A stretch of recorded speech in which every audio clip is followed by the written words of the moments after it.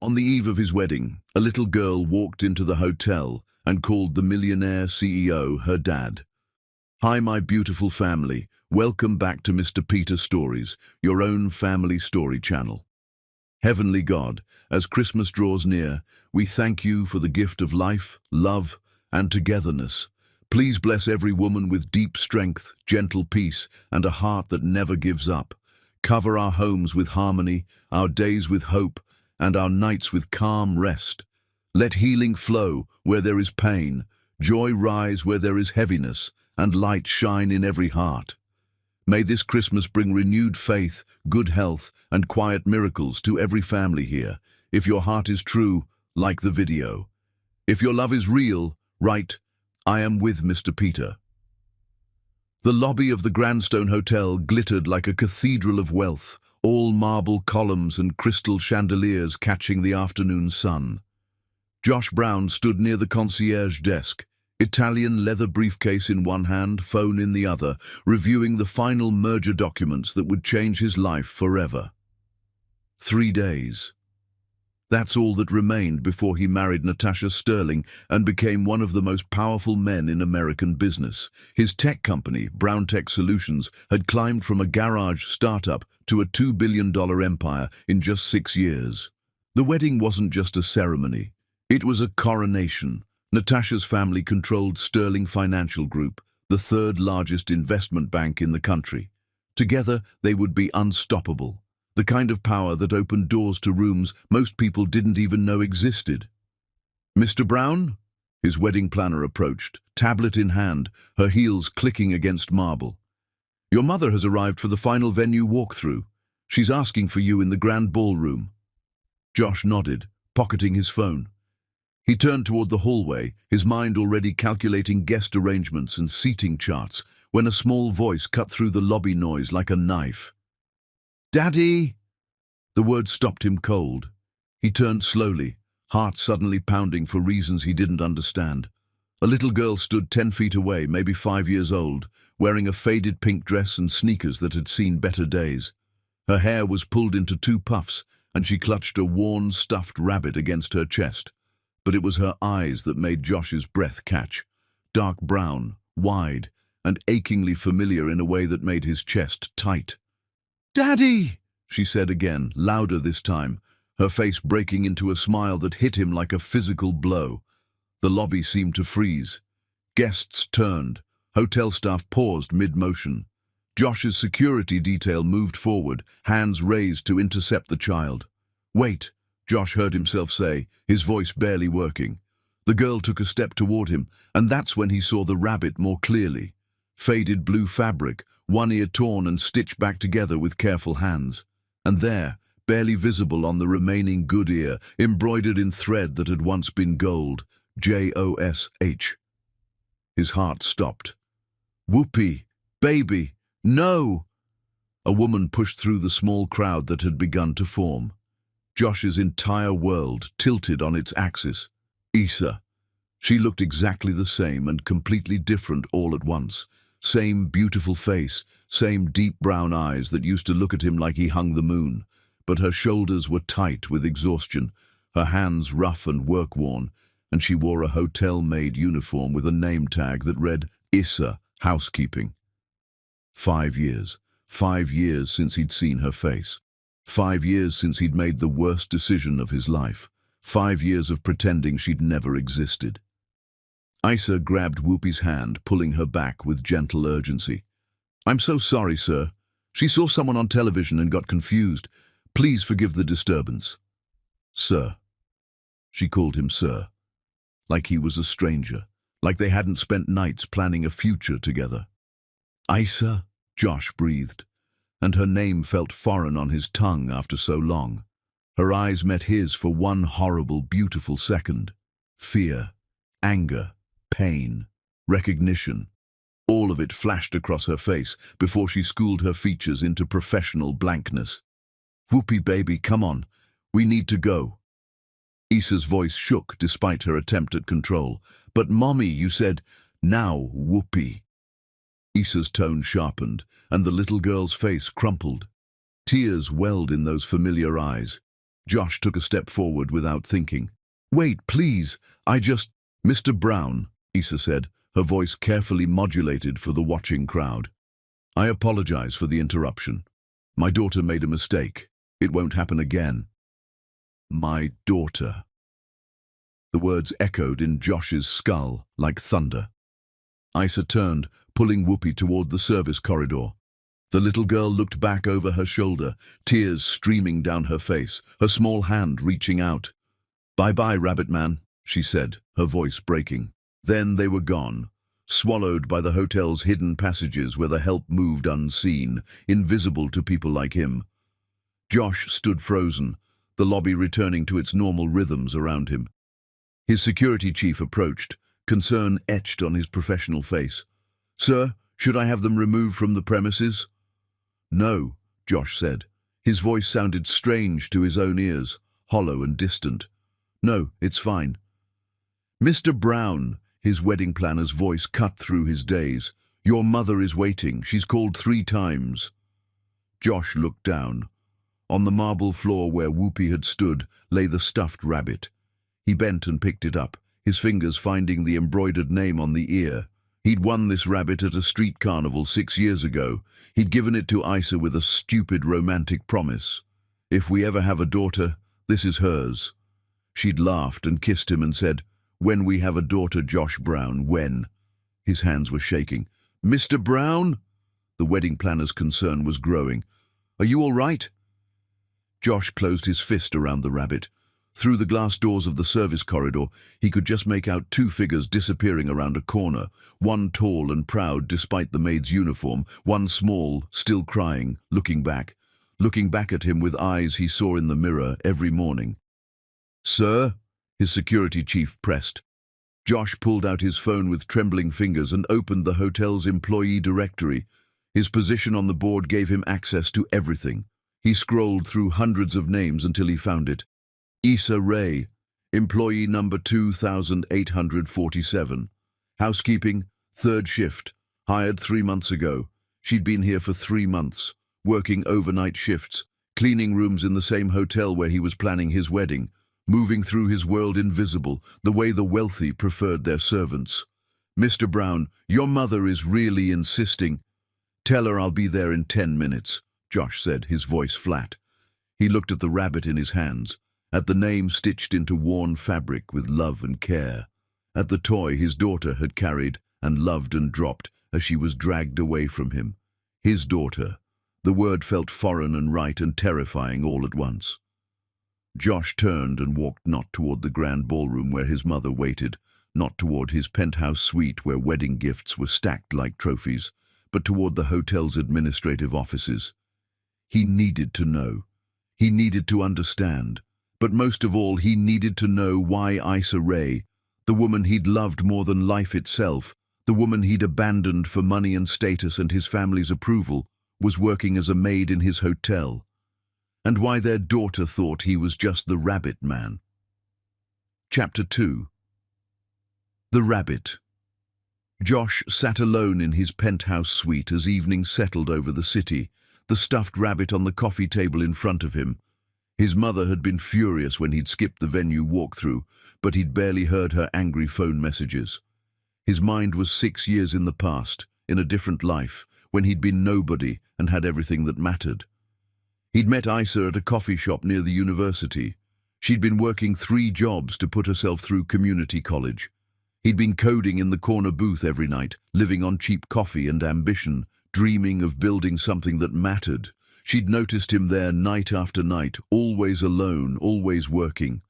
One evening, she'd brought him a sandwich without asking. "You've been here for 8 hours and haven't eaten anything," she'd said with a smile that made the fluorescent lights seem warm. "This is on the house. Well, on me. Don't tell my manager." He'd looked up at her and forgotten every line of code he'd ever written. They'd fallen in love the way people do in songs and stories and real life when it's real. She'd believed in him when he had nothing but ideas and determination. When he'd worked 18-hour days trying to get his first app to market, she'd sat beside him with her own textbooks, studying for her nursing prerequisites while he coded. They'd shared dreams in that tiny apartment. Marriage, kids, a life built together from scratch and love. Josh picked up the rabbit, remembering the night he'd won it.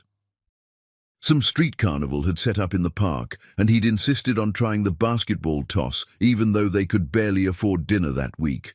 He'd been terrible at it, spending $20 they didn't have before finally sinking 3 shots in a row through sheer determination. "If we ever have a daughter," he'd said, presenting the rabbit to Isa with mock ceremony, "this is hers." "When we have a daughter, Josh Brown," she'd corrected, laughing. "When, not if." She'd kissed him right there under the carnival lights, and he'd never been happier in his life. Never felt more seen, more loved, more himself. That was the Josh who'd won this rabbit. The Josh who'd believed love was enough. Then his app had taken off. Suddenly investors were calling. His mother, who'd barely spoken to him since he'd dropped out of the business program she'd paid for, had reappeared with advice and connections. Within 6 months, his startup had grown from 2 people in a living room to 20 employees in actual office space. Diane Brown had made her position clear from the beginning. "This Issa girl is fine for where you were, Joshua, but she's not appropriate for where you're going. Mom, I love her. Love is a luxury you can't afford right now. You're building something. You need the right partner, someone who understands business, someone from the right background." "Background? You mean, I mean someone who won't embarrass you at investor dinners, someone who knows which fork to use, someone who doesn't work 3 minimum wage jobs and smell like coffee and desperation." The arguments had escalated over months. His mother had introduced him to suitable women at every opportunity. She'd made subtle comments about Issa's clothes, her lack of formal education, her family. The pressure had been constant and corrosive, wearing him down like water on stone. Then came the ultimatum. Josh's uncle had died, leaving a substantial inheritance, but the will had conditions. The money would go to Josh only if he was settled appropriately by his 30th birthday. His mother had control of the trust until then. She'd sat him down in her study and laid it out plainly.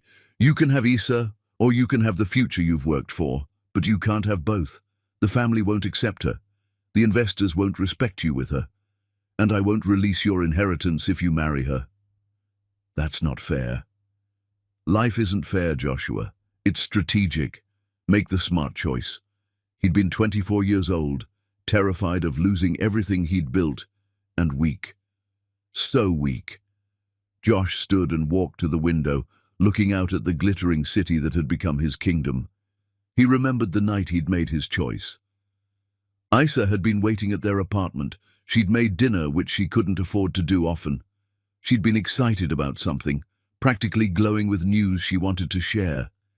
He'd walked in with a check for $50,000 and a coward's speech prepared. "We need to talk." Her smile had faded instantly. "Josh, what's wrong?" "This isn't working anymore. We're going in different directions." "What are you talking about? We're going in the same direction. Together. We've always been together." "Isa, be realistic. You're still in community college. I'm running a company. We want different things now." He'd watched her face break, and he'd kept talking because stopping would have meant facing what he was doing. "I care about you. I do. But this relationship doesn't make sense anymore. Here." He'd held out the check. "This should help you finish school. It's the least I can do." She'd looked at the check like it was a snake coiled to strike. "Is this about your mother?" "This is about me. About what I need." "What you need," she'd repeated slowly. "What about what we need? What we built?" "Isa, please don't make this harder." "Harder?" Her voice had risen. "You're ending 4 years with a check and corporate speak, and I'm making it hard. I'm trying to do the right thing here. The right thing would be keeping your promises. The right thing would be choosing us." "I can't," he'd said, and there it was, the truth. "I can't choose you over everything else." The silence that followed had been worse than screaming. Finally, Isa had spoken, her voice terrifyingly calm. "Get out. Let's talk about this rationally. Get out!" She'd thrown the check at him. Take your money and your rationalizations and get out of my life. Issa, if you walk out that door, Josh Brown, don't ever come back. Don't call, don't text, don't exist to me. He should have stayed, should have fought for her, should have chosen love over money and family approval and all the poisonous things he'd let matter more than the only person who'd ever truly mattered. But he'd walked out. He'd blocked her number on his mother's advice, thrown himself into work, told himself he'd made the mature decision. Within a year, he'd tripled his company's value. Within 2, he'd made his first million. Within 5, he'd built an empire. And lost everything that had ever been real. Josh turned from the window and looked at the rabbit again. All these years he'd told himself Issa had moved on, found someone better, built a happy life without him. He'd never imagined she'd been pregnant, never imagined she'd tried to tell him, never imagined his own mother would have thrown her out and blocked her calls. The realization hit him like a physical blow. Issa had been carrying his child when he'd abandoned her. She'd tried to reach him, and he'd been unreachable by design. His mother had made sure of it. Josh pulled out his phone and called his head of security. I need you to find someone.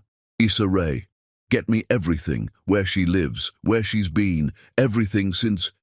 His voice caught. Everything since 5 years ago. Sir, just do it. Tonight. I don't care what it costs. He ended the call and sank onto the couch, the rabbit in his hands. Somewhere in this hotel, Issa was working.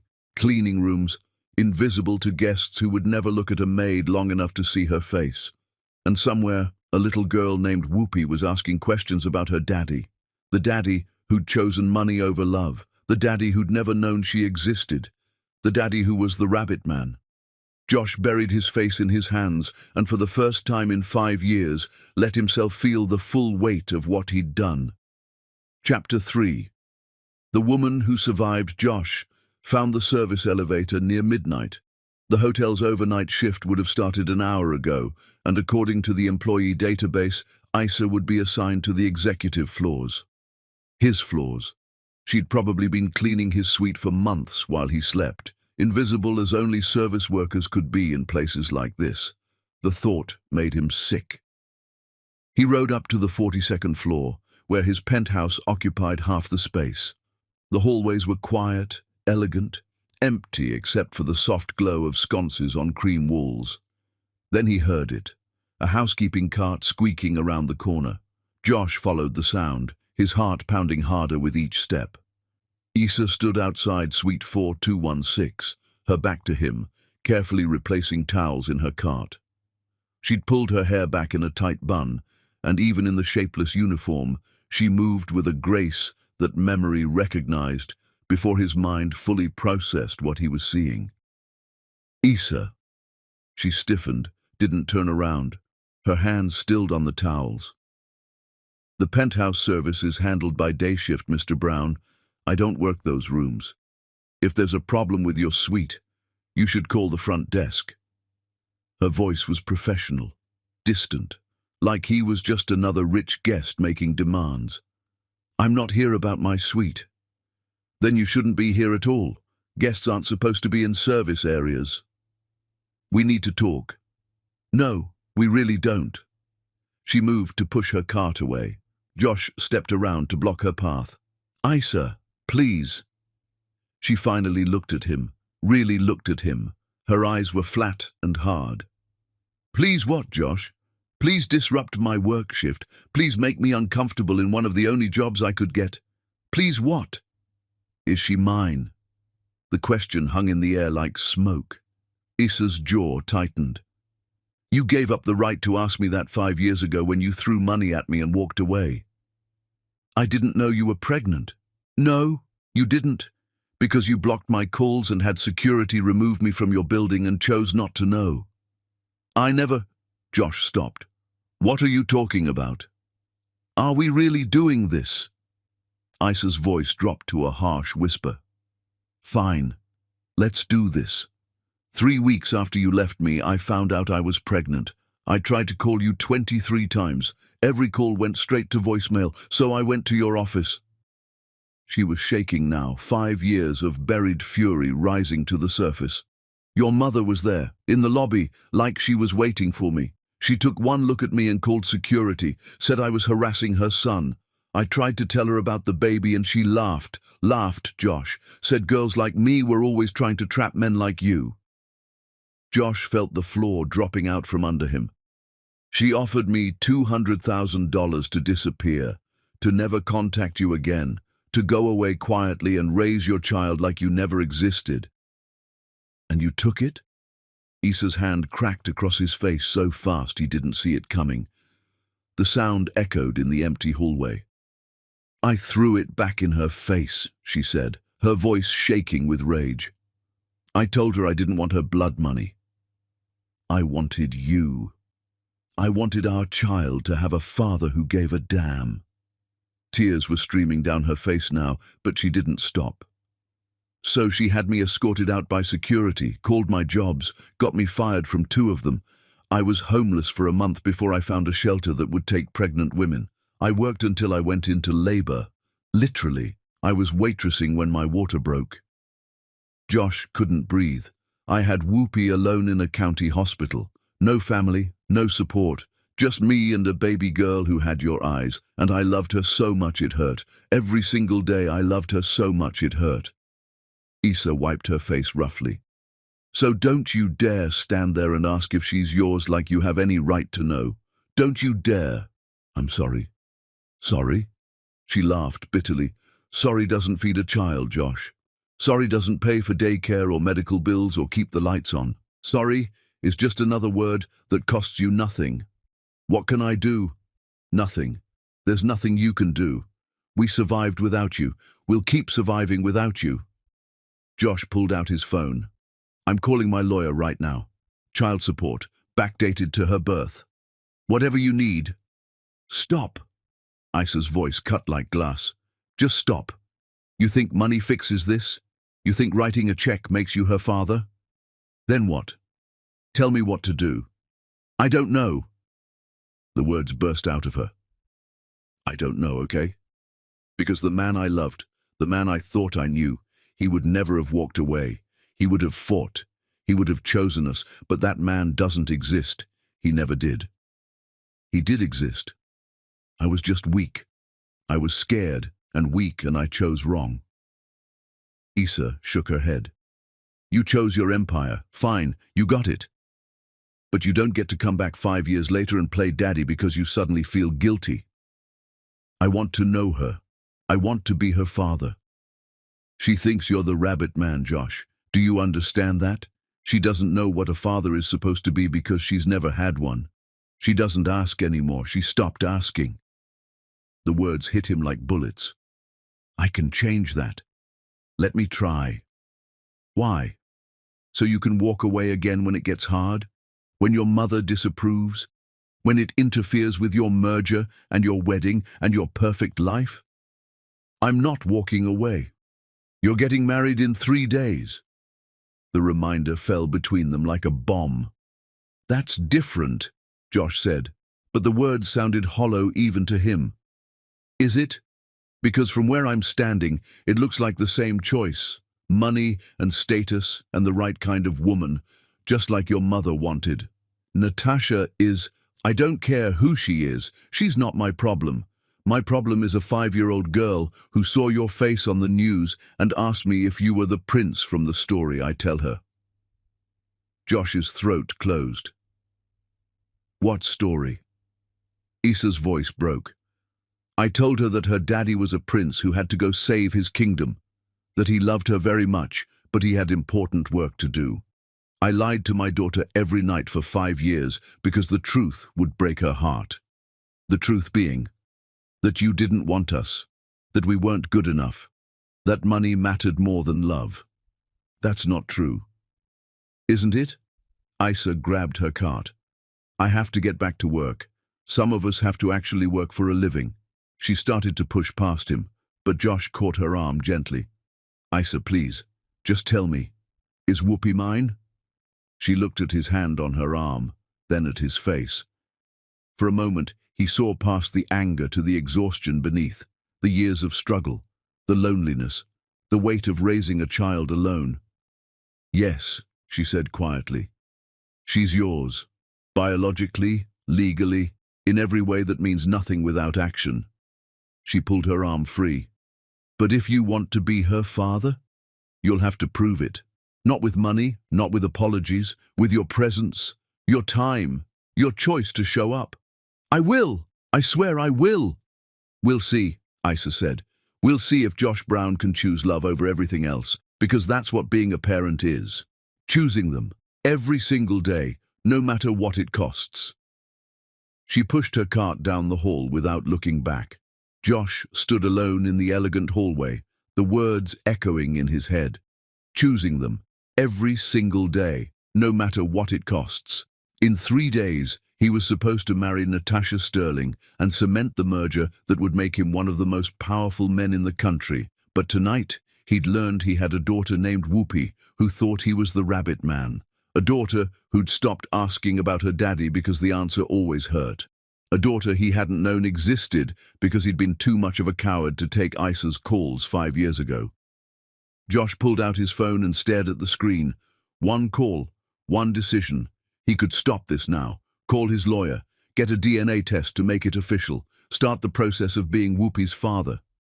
But what about Natasha? The merger? The empire he'd built? What about the choice? His phone buzzed, a text from his mother. "Stop avoiding me. The rehearsal dinner is tomorrow. Don't embarrass this family." Josh looked down the hall where Isa had disappeared, then at his phone, then at the rabbit still in his jacket pocket. The choice, always the choice. And he still didn't know if he was strong enough to make the right one. Chapter 4. What his mother did. The next morning, Josh drove to his mother's estate in the suburbs. The house where he'd grown up sat on 3 manicured acres, all stone and glass and carefully curated elegance. Diane Brown had built this monument to success after his father died, using insurance money and ruthless financial strategy to climb from comfortable middle class to true wealth. She'd done it for him, she always said, to give him opportunities, to open doors, to make sure he married the right kind of woman. Josh found her in the garden room having tea with 2 women from her book club. She looked up as he entered, her smile perfectly calibrated. "Ladies, you'll excuse me. My son needs to discuss wedding details." The women left with knowing smiles. Diane waited until the door closed before her expression shifted from gracious hostess to displeased mother. "You missed the venue walkthrough yesterday. The planner was mortified. We need to talk about Isa." Diane's mouth tightened. "That's ancient history, Joshua. Why are we discussing it now?" "Because I saw her, at the hotel, with her daughter." "Her daughter is not your concern. She's 5 years old, Mom. Isa got pregnant right after I left her. Girls like that always claim pregnancy afterward. It's a classic manipulation." "You knew." The realization was dawning, cold and horrible. "You knew she was pregnant." Diane set down her teacup with careful precision. "I suspected. She came to your office rambling about it. I handled the situation." "Handled it? You had her thrown out." "I protected you from a very obvious trap. You were 24 years old, about to close your first major deal. A pregnancy claim from some girl would have destroyed everything." "She wasn't some girl. I loved her. You were infatuated with her. There's a difference. And you had more important things to focus on than playing house with a waitress." Josh's hands were shaking. "You offered her money to disappear." "Of course I did. It's what people like that want. Money. I offered her $200,000 to sign an NDA and leave you alone. Very generous, considering we had no proof the child was even yours." She refused it. "Which proves my point exactly. If she'd really been pregnant and desperate, she would have taken it. Girls in trouble take money. She was clearly running a scam." Josh pulled out his phone and showed his mother a photo his security team had sent him earlier. Whoopi, at a playground, smiling at the camera with his eyes in her face. "This is Whoopi, my daughter, 5 years old. She exists. She's mine." Diane barely glanced at the screen. "That proves nothing. Lots of children have brown eyes." "I'm getting a DNA test." "Joshua, don't be ridiculous. You're getting married in 2 days, to Natasha Sterling. Do you understand what's at stake here? The merger alone is worth billions. The political connections her father brings are invaluable. You'll have influence in Congress, in the Fed, in circles that took me 30 years to access. I don't care. You should care, because if you derail this wedding over some fantasy of playing daddy to a child who's been fine without you for 5 years, you'll lose everything. Not everything. Your company will collapse without Sterling's backing. You know that. The loan terms we negotiated depend on this marriage. Walk away now and within 6 months, you'll be bankrupt. Josh stood up. Is that what you told Issa? That I'd be ruined if she didn't disappear? I told her the truth. That you had a future she couldn't be part of. That she was holding you back. That if she really loved you, she'd let you go. You had no right. I had every right. I'm your mother. Protecting you is my job. You didn't protect me. You controlled me. You cut Issa out of my life without telling me. You blocked her calls. You had her fired from her jobs when she was pregnant. I did what needed to be done. She was homeless, Mom. She had my baby alone in a county hospital. Diane's expression didn't change. If the child truly was yours, she could have pursued legal action, filed for child support. She chose not to. That's on her. She chose not to because she has more dignity than to force herself where she's not wanted. Exactly. So let sleeping dogs lie. You have a beautiful life ahead of you. Don't destroy it for misplaced guilt. Josh looked at the woman who'd raised him, the woman who'd scraped together money for his education, who'd networked and strategized and built connections to give him every advantage, the woman who'd thrown a pregnant woman out of his building and called it protection. Did you ever love Dad? He asked quietly. Diane blinked. What does that have to do with anything? Did you? Or was that just strategic too? I loved your father very much. But love doesn't pay the bills, Joshua. Love doesn't build empires. I learned that the hard way when he died and left us with nothing but debt. So you made sure I'd never make the same mistake, never love someone who couldn't advance my career. I made sure you'd never be vulnerable. There's a difference. Josh walked to the door. I'm getting the DNA test, and I'm going to be in Whoopi's life. And Natasha. I don't know yet. Then figure it out quickly, because if you jilt a Sterling, they'll destroy you. Leonard doesn't forgive embarrassment, and I won't be there to pick up the pieces when your little fantasy falls apart. Josh paused at the door. The man I was when I loved Issa? He would never have listened to you. He would have fought for her. He would have been a better man. He would have been a poor man. Maybe poor is better than empty. He left without waiting for a response. In his car, Josh finally allowed himself to break. His mother had known. The whole time she'd known, and she'd made sure Issa disappeared, made sure he never found out about his daughter, all to protect an empire he was realizing meant nothing. His phone buzzed. A text from his security chief. Found Issa Rae's address. Sending now. The address appeared. A neighborhood across town. The kind of place his mother would never venture. The kind of place he'd forgotten existed while building his gilded cage. Josh started the car. He had 2 days until his wedding. 2 days to figure out who he was going to be. The man his mother had made him, or the man Issa had believed he could be. The choice was always the same. It had always been the same, and he was finally running out of time to make it. Chapter 5. The Other Woman. Josh had never been to Natasha Sterling's private office before. Their relationship had been conducted in carefully orchestrated public spaces. Investor dinners, charity galas, strategic appearances where photographers could capture the power couple everyone expected them to be. But today he needed privacy. And he owed her honesty.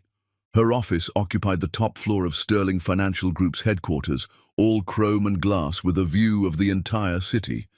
Natasha stood at the window when her assistant showed him in, her reflection sharp in the darkening glass. I wondered when you'd come, she said without turning around. You know. Of course I know. My father's investigators are very thorough. She finally turned to face him. Natasha Sterling was beautiful in the way expensive things were beautiful. Polished. Perfect. Cold. The question is whether you're here to apologize or to end this. Josh had prepared speeches, explanations, but standing in front of her, they all felt hollow. I have a daughter. Her name is Whoopi. She's 5 years old. I didn't know she existed until 2 days ago. Natasha poured herself a drink from the bar cart. And her mother, the maid at your hotel? Issa. Her name is Issa Ray. We were together before all of this. Before you became someone who mattered, you mean? The words weren't cruel, just factual.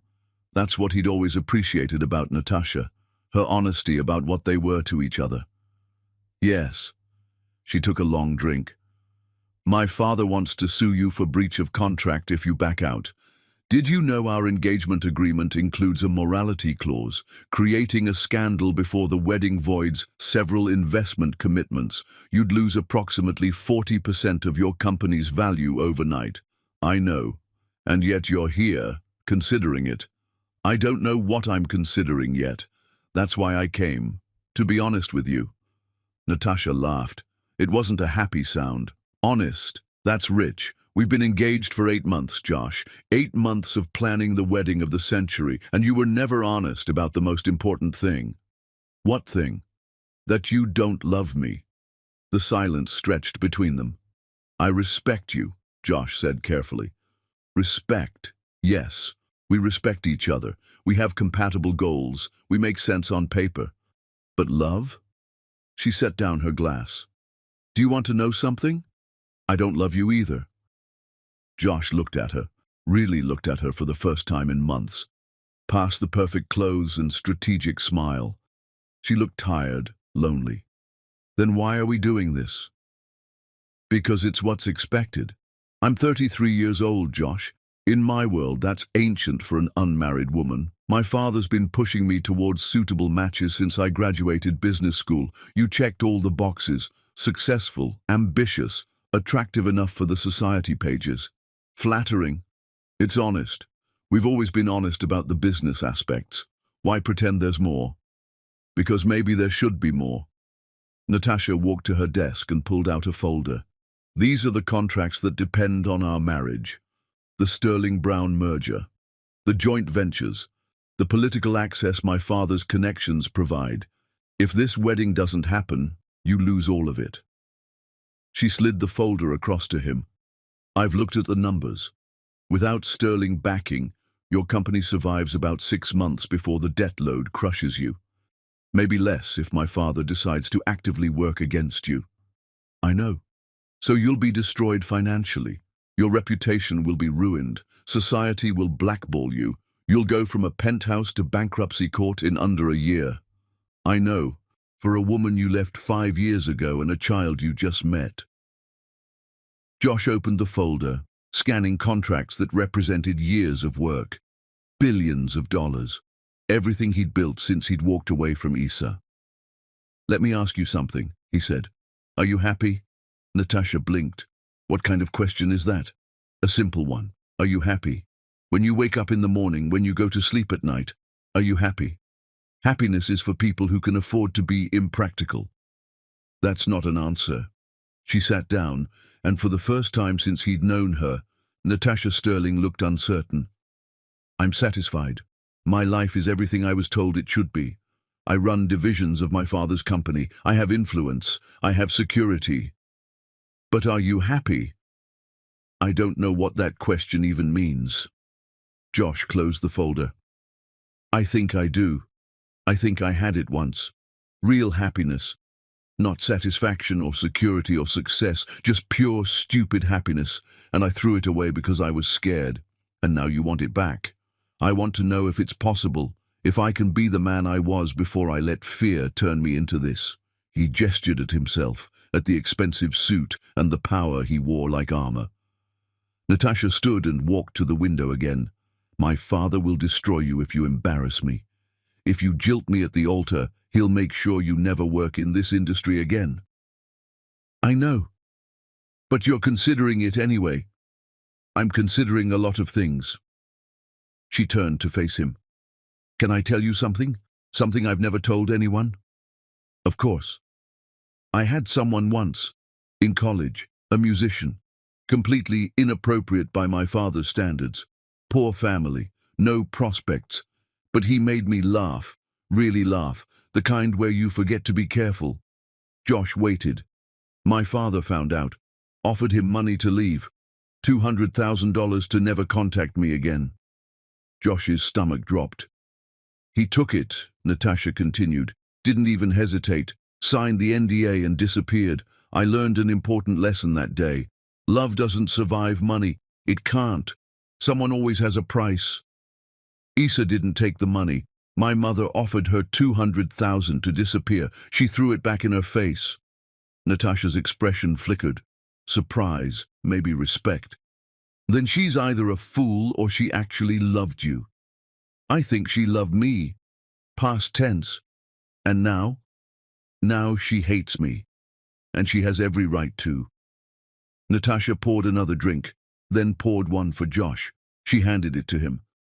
Here's what's going to happen. We're getting married in 2 days, 400 guests, $20 million in arrangements, every society page in America covering it. That's happening. The contracts are signed, the venues are booked. It's too late to stop. Natasha, let me finish. We're getting married. But after, she took a breath.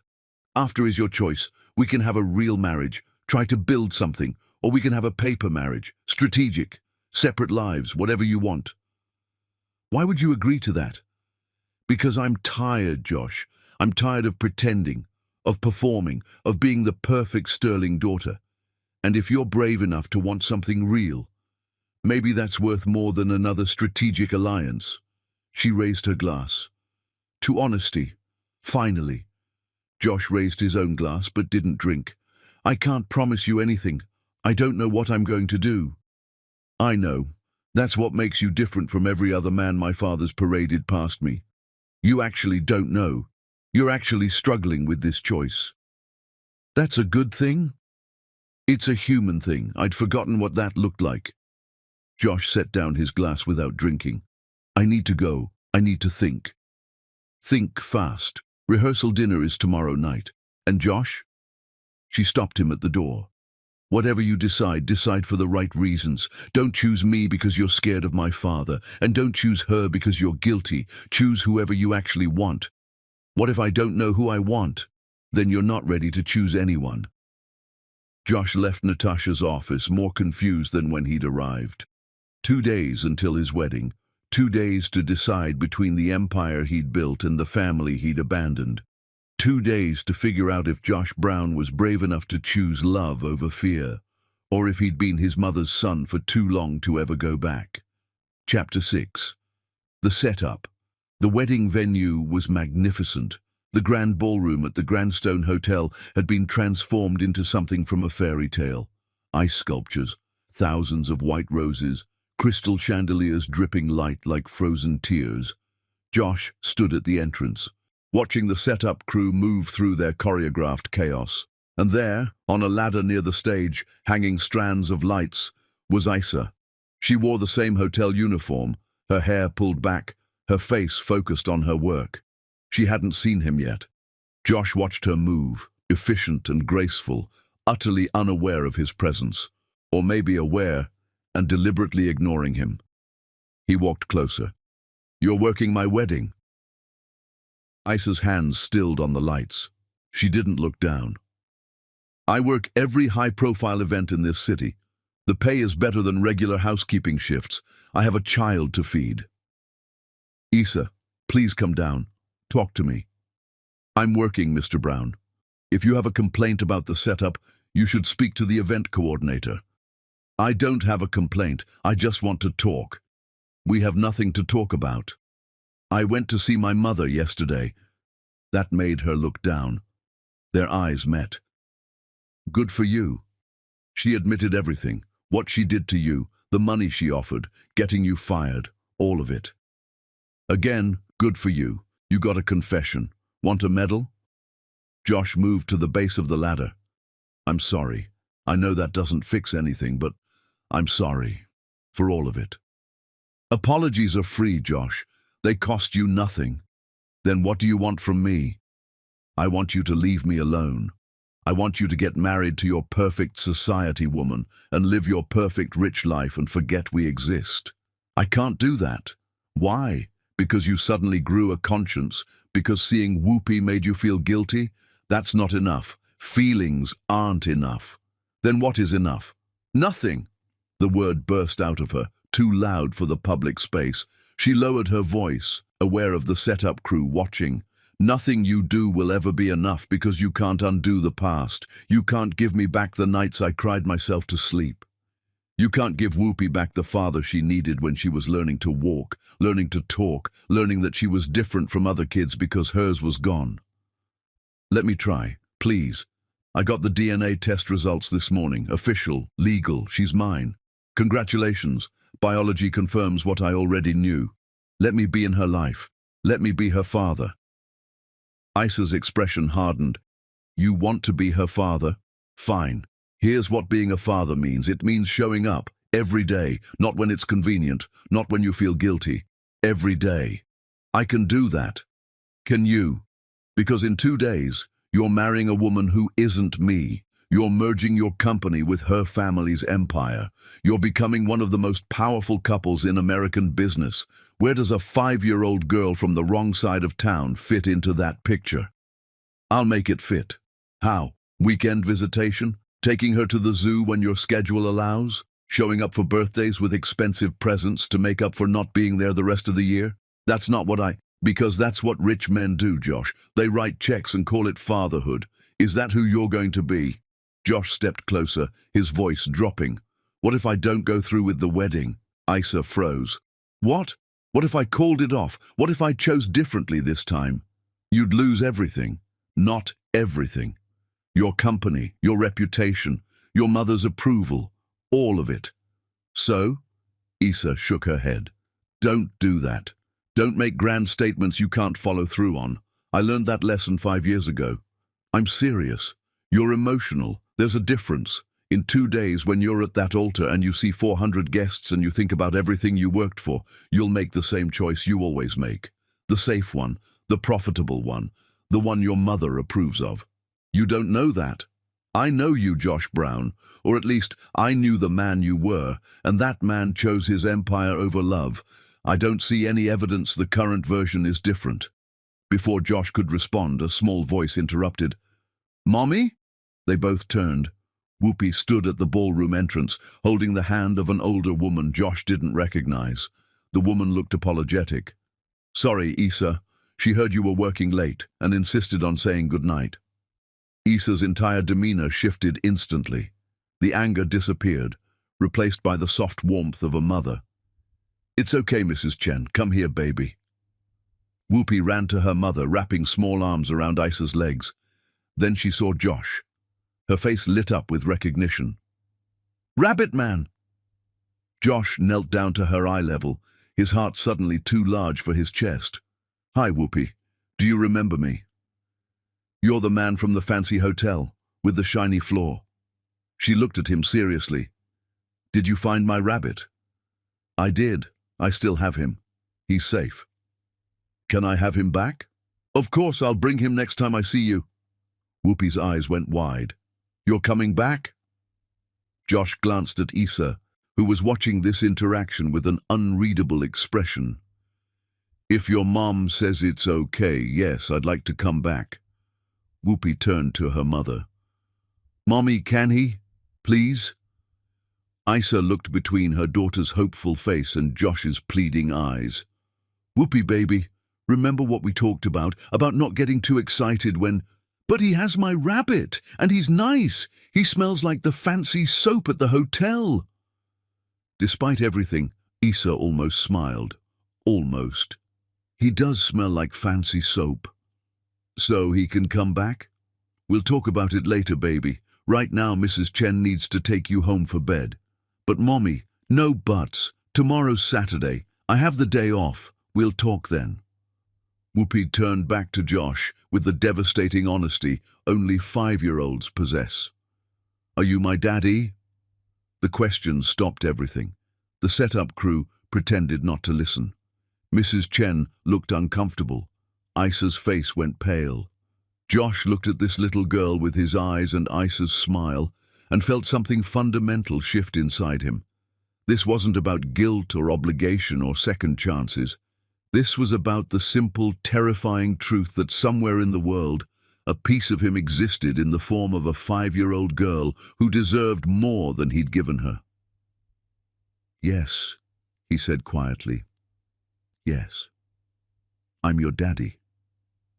Whoopi processed this for a moment.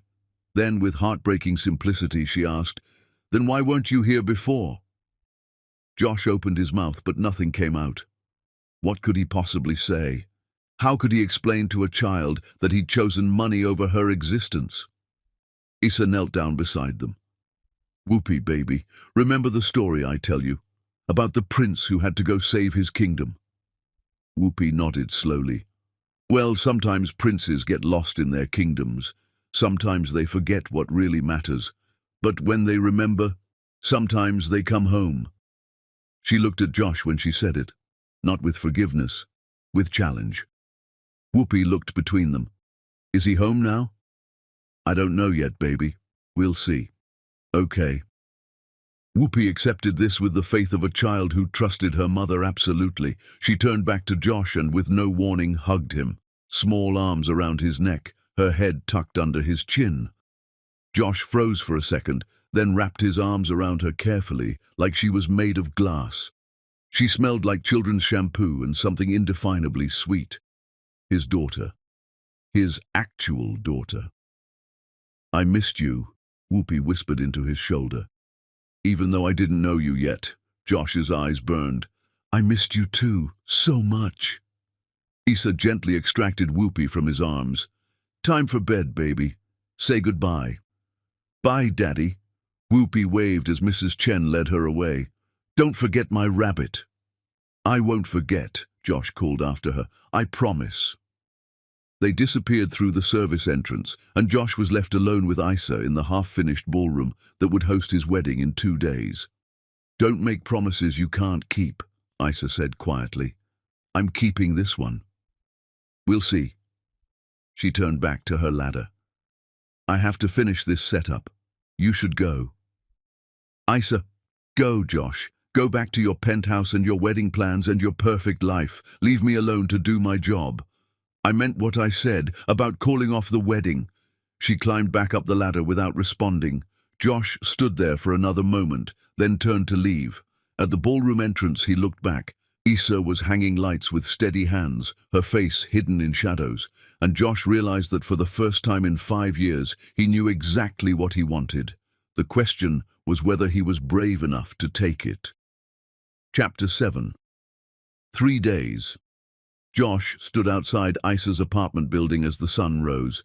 He'd barely slept, his mind circling the same impossible equation. The wedding was tomorrow, and he still didn't know what he was going to do, but he knew what he wanted to try first. The building was old, paint peeling near the door frames, the entrance buzzer half broken. Josh pressed the button for apartment 4D and waited. Static crackled. Then Isa's voice, suspicious. "Who is it?" "It's me, Josh. Please don't hang up." Long silence. "What do you want?" 3 days. That's all I'm asking for. 3 days to prove I'm serious." "Serious about what?" "About being her father. About showing up. Please, Isa, give me a chance." More silence. Then the door buzzed open. Josh climbed 4 flights of stairs. The hallway smelled like cooking and old carpet. He found apartment 4D and knocked gently. Isa opened the door. She wore an old t-shirt and sweatpants, her hair wrapped in a scarf. She looked exhausted and beautiful and absolutely furious. "You have 3 minutes to explain why I shouldn't slam this door in your face. I want 3 days with Whoopi, with both of you, to show you I mean what I say. You're getting married tomorrow. I know. So this is what? A trial run at being daddy before you disappear into your new life? It's me trying to figure out who I am, who I want to be." Isa crossed her arms. "And you need to experiment on my daughter to do that? I need to know if I'm capable of being the man I should have been 5 years ago." That's not an answer. It's the only honest one I have. Whoopi's voice came from inside the apartment. Mommy, is someone at the door? Isa's expression softened instantly. Just a minute, baby. She turned back to Josh, her voice dropping. If I say yes, there are rules. You don't make promises you can't keep. You don't buy her love with expensive presents. And when this 3 days is over, if you walk away, you don't come back. Ever. I won't let you break her heart twice. I understand. Do you? Because once she gets attached, there's no taking that back. If you're doing this out of guilt or some fantasy of redemption, walk away now. Josh met her eyes. I'm doing this because she's my daughter, and I've already missed 5 years. I don't want to miss another day. Isa studied him for a long moment. Then she stepped back and opened the door fully. 3 days, starting now. The apartment was tiny, a living room that doubled as a bedroom, one small bedroom beyond that, a kitchen barely big enough to turn around in. But it was clean and bright, with Whoopi's drawings taped to every wall, pictures of stick-figure families, houses with big windows, sons with smiling faces. Whoopi sat at a small table, coloring. She looked up when Josh entered, and her face transformed with joy. You came back. Mommy, he came back.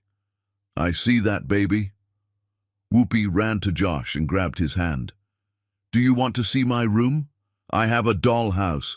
Mrs. Chen found it at a yard sale and Mommy fixed it. I'd love to see it. The next 3 days unfolded like a dream and a revelation all at once. That first morning, Josh made breakfast. He burned the eggs. Whoopi thought it was hilarious. Isa showed him how to scramble them properly, their hands briefly touching as she guided the spatula. Neither acknowledged it. They went to the park.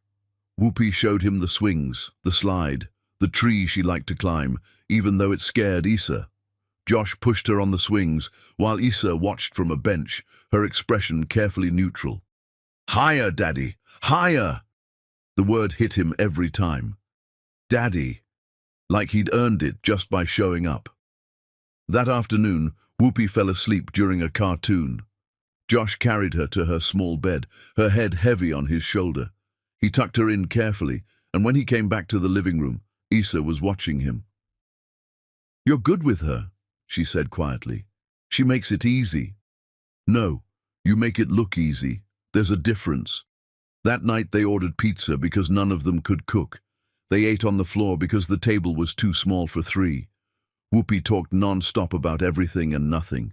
Josh and Isa listened, occasionally catching each other's eyes across the conversation. The second day, Whoopi wanted to show him her school.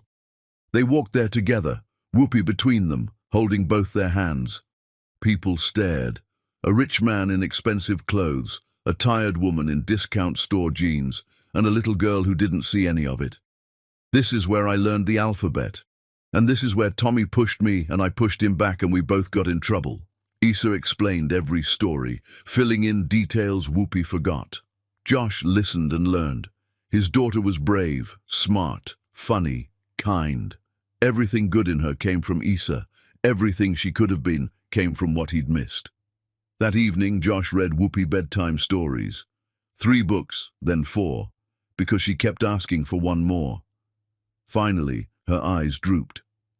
Daddy, she murmured, half asleep. Yeah, baby? Are you staying forever now? The question paralyzed him. Isa stood in the doorway, waiting for his answer. I'm here right now, Josh said carefully, and I'm so happy to be here. But are you staying? I don't know yet, sweetheart. I'm trying to figure that out. Oh! Whoopi processed this with 5-year-old logic.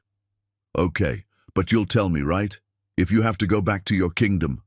I promise I'll tell you. Okay, I love you, Daddy. The words hit him like a physical force. This child who barely knew him, offering love with the fearless generosity of innocence. I love you too, Whoopi. She smiled and closed her eyes. Within seconds, she was asleep. Josh stood there, watching her breathe. His daughter. The word felt more real every time he thought it. Isa touched his shoulder gently. Come on, let her sleep. They went to the living room. Issa poured 2 mugs of tea and sat on the worn couch. Josh sat beside her, careful to maintain distance. She loves you already, Issa said. You realize that, right? She's already attached. I know. So if you're going to leave, Josh, do it now, before it gets worse. What if I don't want to leave? Issa set down her mug. What does that mean? Tomorrow's my wedding day. Right now, sitting here with you and Whoopi, that feels like the most absurd sentence I've ever said. But it's true. You're getting married to someone else in... She checked her phone. 16 hours. I know. So what are you saying? I'm saying I don't know how to do this. I don't know how to be in 2 places at once. I don't know how to choose. Yes, you do. You've always known. You just don't want to face it. Then help me face it. Tell me what you want. Issa looked at him, really looked at him, for the first time since he'd shown up at her door. What I want? I want the last 5 years back. I want to not have been homeless and desperate and terrified. I want Whoopi to have had her father from the beginning. I want... Her voice broke. Josh reached for her hand instinctively, and she let him take it. I want to still be the woman who believed in you, she whispered. The woman who thought you were brave and good and worth loving.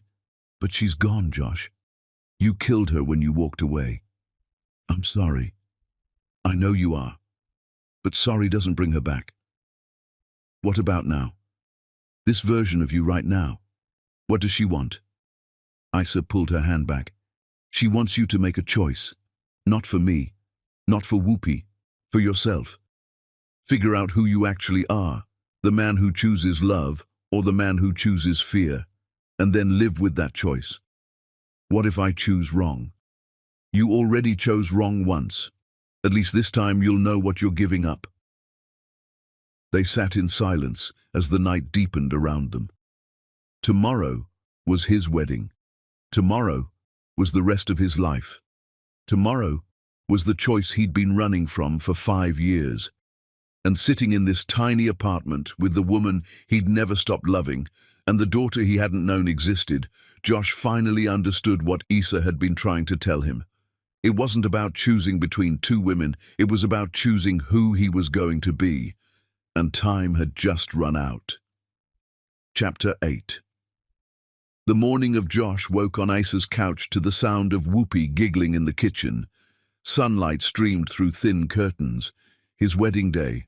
His actual wedding day. He checked his phone. 47 missed calls. Texts from his mother, the wedding planner, his best man, Natasha.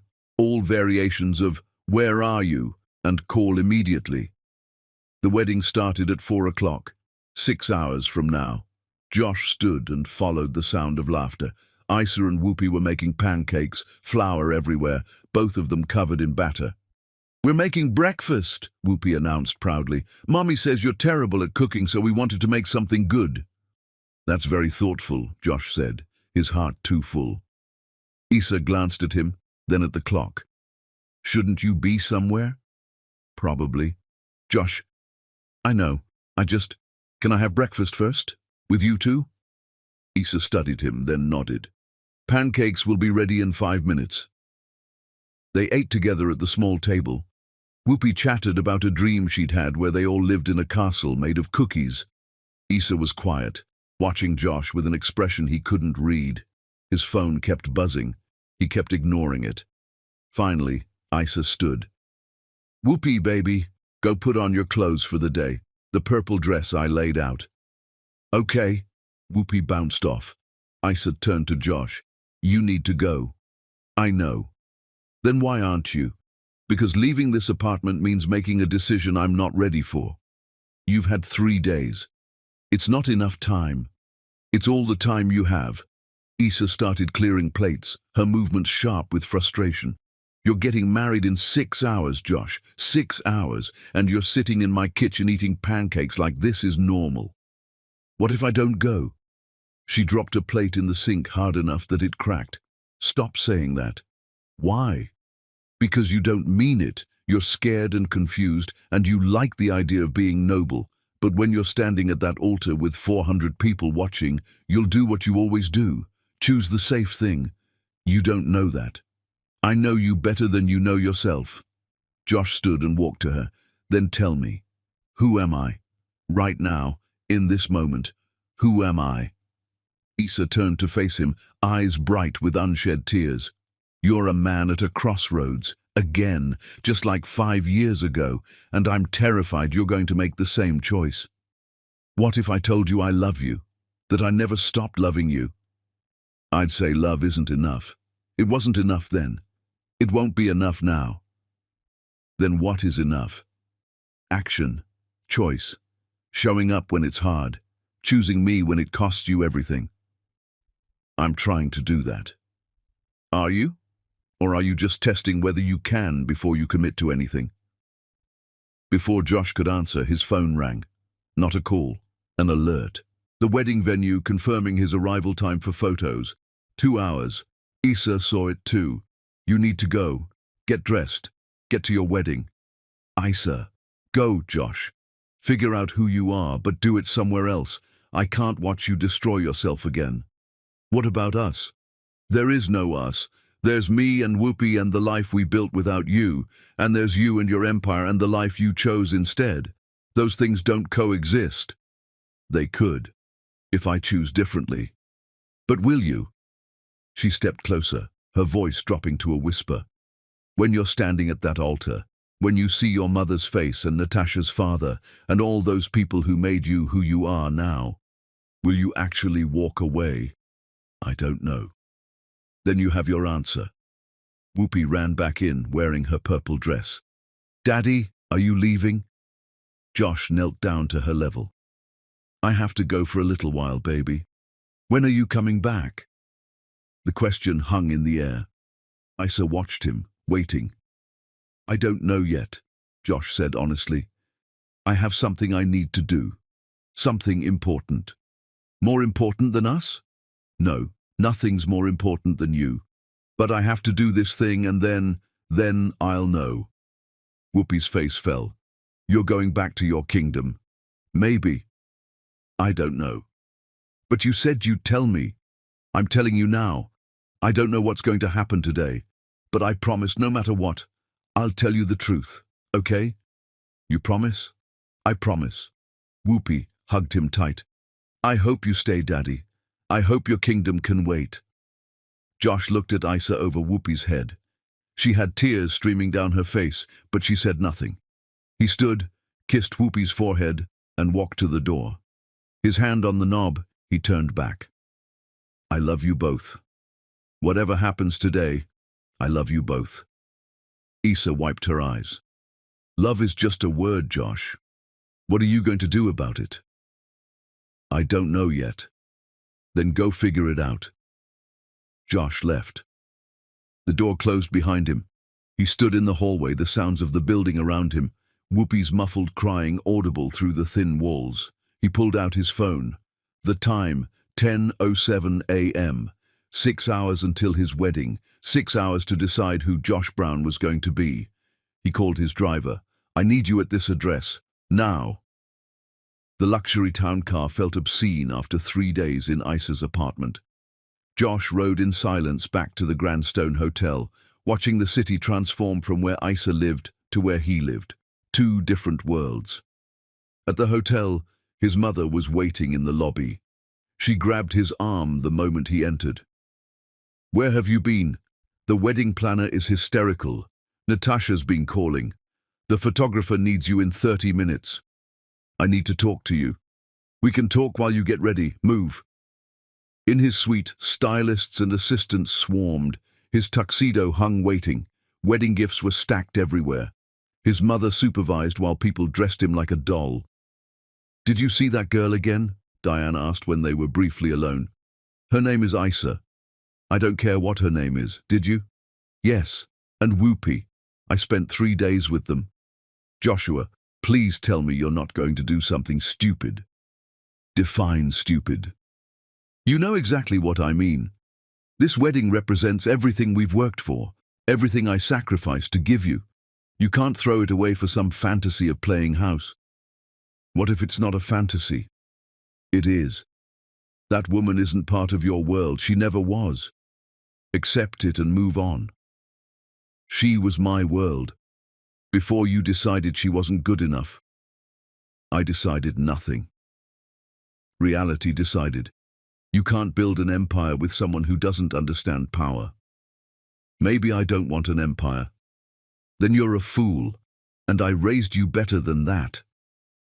Josh's best man entered. Cars are here. We need to move to the venue. His mother smiled triumphantly. See, no time for doubts. It's time to become who you were meant to be. Josh looked at himself in the mirror. Designer tuxedo, perfect hair, the picture of success, and completely hollow. I need 5 minutes alone. Joshua, we don't have 5 minutes. Everyone left. Josh sat on the edge of the bed and pulled out his phone. One last message from Issa, sent an hour ago. Whatever you choose it fully. Whoopi deserves a father who's all in or all out, not halfway. He stared at the words, all in or all out, the choice he'd been avoiding his entire life. Josh stood, straightened his bow tie, and walked out to face whatever came next. Chapter 9. At the altar. The grand ballroom looked like something built to worship wealth itself. 20-foot ice sculptures caught light from chandeliers that cost more than houses.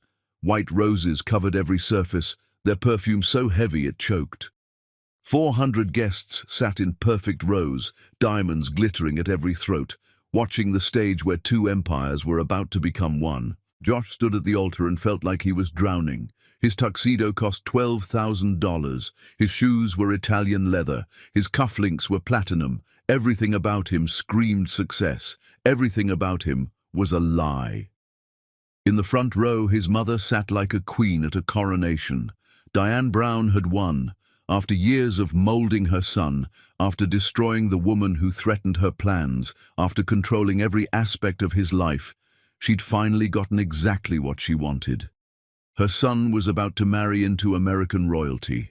Beside her sat Leonard Sterling, checking his watch like this ceremony was just another business meeting to get through.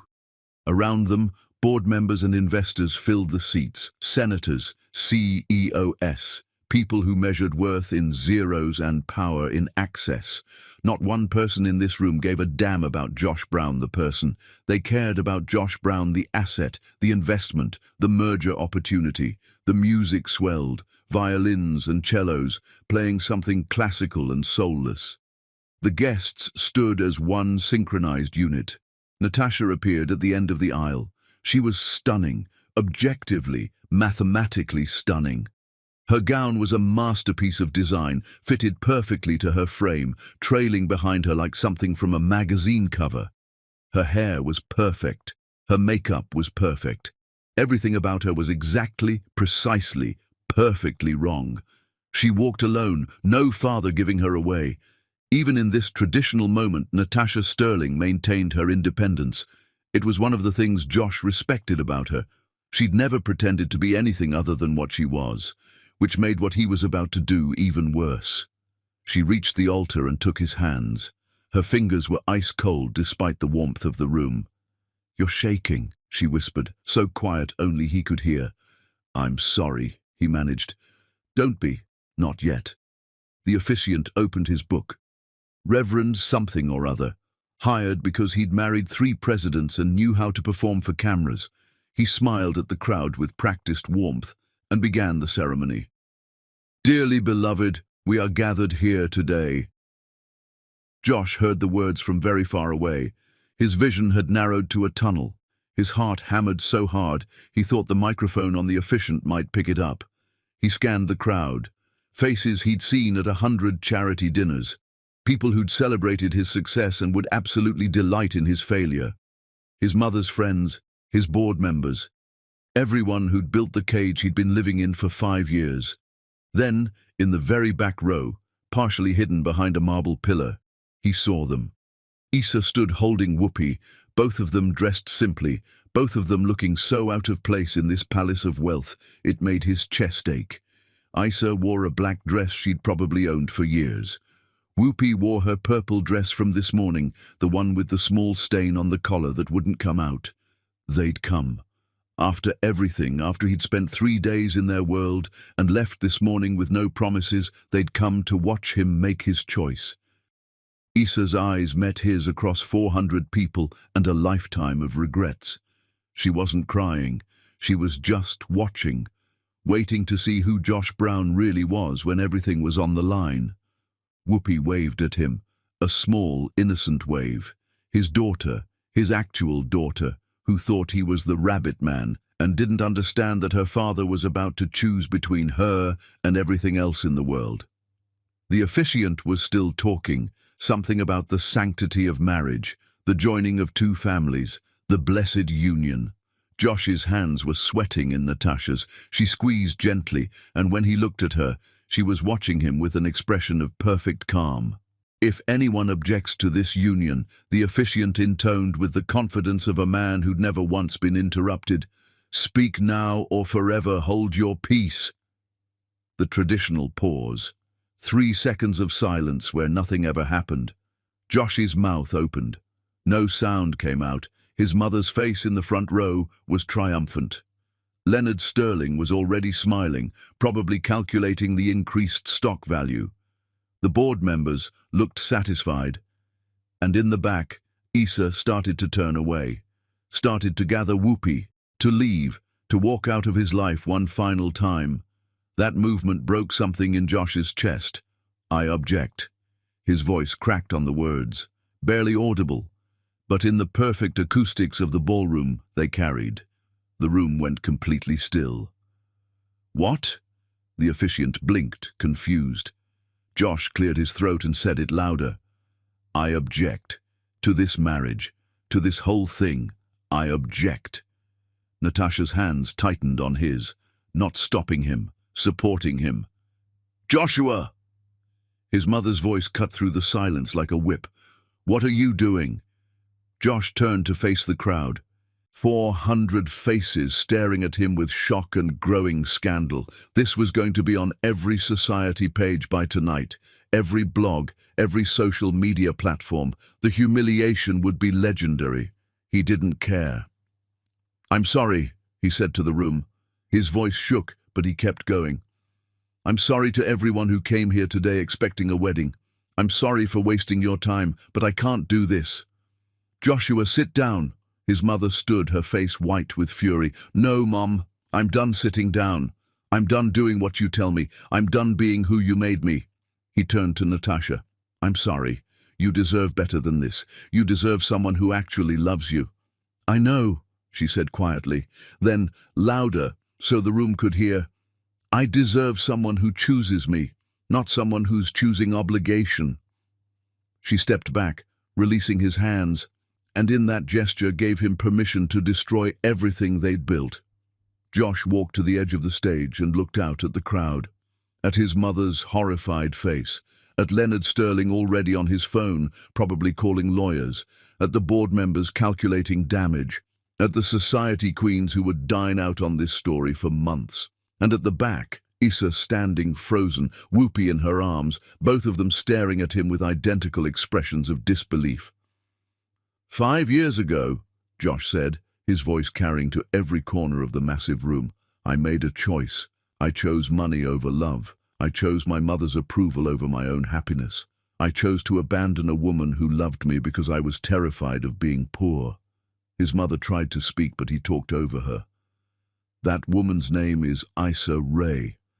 She's standing in the back row right now, holding my daughter. My 5-year-old daughter named Whoopi, who I didn't know existed until 3 days ago, because when Issa tried to tell me she was pregnant, my mother had her thrown out of my building and fired from her jobs." Gasps rippled through the crowd. His mother's face went from white to red. "Joshua, how dare you? How dare I what? Tell the truth? You paid her to disappear. When she refused, you destroyed her life. You made sure I never knew I had a daughter because she didn't fit your plans for me." He turned back to the crowd, and he could feel the shift happening. The scandal was too good. These people were watching his life implode in real time, and they couldn't look away. "I spent 5 years building an empire, making money, becoming successful, becoming everything my mother wanted. And I was empty, completely, totally empty. I had everything and I had nothing. He pointed to the back row. 400 heads turned as one. That woman raised my daughter alone, worked 3 jobs, was homeless for a month, had my baby in a county hospital with no one beside her, and she never asked me for a dime because she has more dignity in one finger than this entire room combined. Leonard Sterling stood. This is outrageous. The contracts. Fuck the contracts! Josh's voice rose, and people actually gasped at the profanity in this sacred space. Fuck the merger and the business deal and all of it. I'm not a commodity to be traded. I'm a human being, and I'm done pretending that money matters more than love. His mother was screaming now, but security was moving toward her, not toward him. Natasha had apparently given them different instructions. Josh walked down the altar steps, started moving through the rows of shocked guests. His mother grabbed his arm as he passed. If you do this, you lose everything, the company, the money, your future, everything I built for you. Josh looked at the woman who'd raised him, the woman who'd sacrificed so much to give him opportunities, the woman who'd also destroyed his happiness and called it protection. You didn't build it for me, Mom. You built it for you, and I'm done living in your cage. He pulled his arm free and kept walking. Leonard Sterling stepped into the aisle, blocking his path. The man was 60, powerful, and used to being obeyed. You walk out of here, and I'll destroy you. I'll make sure you never work again. I'll sue you for breach of contract. I'll take everything you own and burn the rest. Josh looked at this titan of industry and felt nothing but pity. Then do it. Take it all. Because none of it is worth what I gave up to get it. He walked around Leonard Sterling and kept moving toward the back of the room. The guests were standing now, phones out, filming everything. This would be viral within the hour. His reputation was dying with every step. His empire was crumbling in real time. Everything he'd worked for was turning to ash. And with each step closer to Isa, he felt lighter. He reached the back row, stood in front of the woman he'd abandoned and the daughter he'd never known. Whoopi looked up at him with wide, confused eyes. Daddy? Why is everyone yelling? Because Daddy just made a very big choice, baby. What choice? Josh knelt down so he was eye level with both of them. Isa's face was wet with tears, her whole body trembling. I chose you, he said simply. Both of you, over everything else in the world. I chose love. Isa's voice came out broken. You just destroyed your entire life. No, I just started living it. Your company never made me happy. Your mother will survive without controlling me. Josh, you'll have nothing. He reached up and touched her face gently. I'll have you, if you'll let me. I'll have Whoopi. I'll have a chance to be the man I should have been 5 years ago. That's not nothing. That's everything. Whoopi looked between them. Are you coming home with us, Daddy? If your mommy says yes. Mommy. Whoopi tugged on Isa's dress. Can Daddy come home? Isa looked at Josh, tears streaming down her face, her entire world shifting. This isn't a fairy tale. You don't get to just decide you want us and have everything be okay. I know. You're going to lose everything. Money, status, your mother's love, all of it. I already lost everything that mattered once. I won't make that mistake again. You'll have to prove this isn't just guilt or a dramatic gesture. You'll have to show up every single day for years. You'll have to earn your place in our lives. I will, however long it takes. Isa looked at Whoopi, whose face was full of hope and trust and the heartbreaking faith children have in their parents. Then she looked back at Josh, this man who'd broken her heart and was now offering to spend his life earning it back. Okay, she whispered. Okay, come home. Josh stood and pulled them both into his arms. Whoopi between them, Isa's face pressed against his chest, both of them crying and laughing and holding on like they'd never let go. Behind them, chaos erupted, his mother being escorted out by security, screaming about betrayal. Leonard Sterling on the phone with his lawyers. Guests filming everything, posting everything, destroying what remained of Josh Brown's reputation. But Josh didn't turn around, didn't look back, didn't give one single damn about any of it. He walked out of the Grandstone Hotel with Isa's hand in his and Whoopi on his shoulders, toward a future he couldn't see but finally wanted. The cameras flashed, people shouted questions, his phone was already blowing up with calls and texts and the death throes of his old life. None of it mattered. On Whoopi's shoulders, laughing as she played with his hair, Isa beside him crying and smiling at the same time, Josh Brown walked out of his gilded cage and into freedom. And he'd never felt more alive. Chapter 10. Love Over Empire. The first month after the wedding was brutal. Josh woke every morning in Isa's cramped apartment, his body screaming at him that something was wrong. No 1,000-thread-count sheets, no silence broken only by the hum of expensive air conditioning. Instead, traffic sounds at 5 in the morning, Whoopi crying from nightmares, neighbors arguing through thin walls. His phone never stopped ringing. Lawyers, creditors, reporters, everyone wanting a piece of the scandal. Leonard Sterling made good on his threat. The lawsuits came fast and brutal. Breach of contract, fraud, every legal weapon a billionaire could deploy to destroy a man who'd embarrassed his daughter. Josh's company collapsed in 3 weeks. The board voted him out unanimously. Assets seized, investors demanding blood. By the end of the first month, Josh Brown went from billionaire to bankrupt. His mother sent one text. "You made your choice. Live with it." He deleted her number. The media called him the runaway groom. Social media tore him apart. Half called him romantic, half called him a fraud. Nobody cared what he actually felt, just what the story meant for clicks and shares. Isa watched him struggle with something close to satisfaction. She didn't coddle him, didn't say it would be okay. She let him face the full weight of what he'd chosen. "This is what I lived with for 5 years," she said one night when he couldn't sleep, anxiety eating him alive. "No money, no security, no idea how to pay next month's rent. Welcome to my world, Josh Brown." It wasn't cruel. It was truth. And slowly, painfully, Josh learned to live in it. He got a job teaching basic coding at the community center. The pay was laughable compared to what he used to make. But a kid named Deshaun figured out how to build his first app, and the look on that boy's face reminded Josh why he'd loved technology before it became about money. Isa went back to school. Nursing program. She studied while Josh put Whoopi to bed, and he'd find her asleep over textbooks at 2 in the morning. He'd cover her with a blanket and think about how she'd done this alone while pregnant, working 3 jobs, and somehow survived. Whoopi adjusted faster than either of them. She didn't care that Daddy used to be rich. She cared that he showed up for breakfast, that he walked her to school, that he was there when she woke up from bad dreams. "Daddy?" she asked one night, 3 months in. "Are you sad you're not a prince anymore?" Josh tucked her in, smoothing her hair back. "I was never a prince, baby. I was just a guy who forgot what mattered." "But you remember now?" "Yeah, I remember now." The hard days were brutal. Days when the electricity got shut off because they couldn't pay the bill. Days when Whoopi needed new shoes and there was no money. Days when Josh walked past his old building and saw someone else living his life. But there were other days too.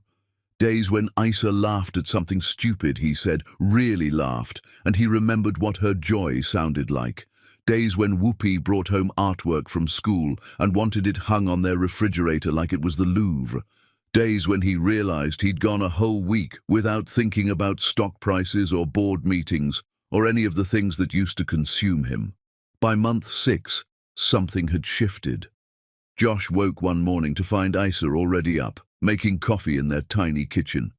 She wore one of his old shirts and nothing else, and the morning light caught her just right. She looked tired, beautiful, real. "What?" she asked, catching him staring. "Nothing, just looking at you. I look like hell. I've been up since 4 studying. You look perfect." She rolled her eyes but smiled. "Liar." "Isa? Yeah? I'm happy, like actually genuinely happy. Is that weird?" She walked over and sat on his lap. coffee cup in hand. Little weird. You're broke, blackballed from your industry and living in an apartment the size of your old closet. I know. And I'm happy anyway. She kissed him softly. Then maybe you're finally getting it. Getting what? That love isn't something you fit into your life. It is your life. Everything else is just noise. That afternoon, Isa graduated from her nursing program. Josh sat in the audience with Whoopi on his lap, watching Isa walk across the stage in her cap and gown. She'd done it, worked full-time, raised a daughter alone, survived poverty and heartbreak, and still managed to finish her degree. After the ceremony, they celebrated with cheap champagne and take-out pizza in their apartment. "I'm so proud of you," Josh said. "Proud enough to let me pay rent next month," Isa teased. "You've been paying rent the whole time." "I know, just wanted to hear you admit it." They laughed, real laughter, the kind that came from comfort, not performance. Whoopi fell asleep between them on the couch, her head on Josh's chest, her feet in Isa's lap. They sat like that for an hour, neither wanting to move, both afraid to break the moment. "Josh," Isa whispered. "Yeah? I forgive you." The words stopped his heart. "What?" "I forgive you. For leaving, for choosing wrong, for all of it. I forgive you." "Isa, I'm not saying I've forgotten. I haven't. I'll probably never forget. But I forgive you. Because I see who you are now. Not who you were, not who you're trying to be. Just who you actually are when everything is stripped away." "And who am I?" "You're a man who chose love over fear. Finally, after everything, you chose us." Josh's vision blurred with tears. "I love you so much." "I love you too. It scares me how much, but I do." They kissed over their sleeping daughter, and it felt like coming home. That night, after Whoopi was in bed, they made love for the first time in 6 years, slow and gentle and full of everything they'd lost and found again. Afterward, lying tangled together in her small bed, Josh stared at the ceiling. "What are you thinking?" Isa asked. "That I had a penthouse suite with a bed that cost $20,000, and this one's better." "Liar. I'm serious. That bed was in a cage. This one's in a home." Isa propped herself up on one elbow to look at him. "You really don't miss it? Any of it?" "Sometimes I miss having money, I won't lie. But I don't miss who I had to be to have it. That person was hollow. This person is actually alive. Even though you're broke and living in an apartment the size of your old closet, and eating eggs, I have to teach you how to cook. Especially because of all that. Because it's real. Because you're real. Because Whoopi is real. Because this love is real and not some strategic alliance." Isa laid her head back on his chest. "You've changed." "Good. No, I mean really changed. You're not the man who left me, but you're also not the man who came back at the wedding. You're someone new. Is that okay?" "It's better than okay. It's who you were always supposed to be." They fell asleep like that, wrapped together in a bed too small for 2 people, in an apartment too small for 3, in a life too small for the man he used to be. And it was perfect.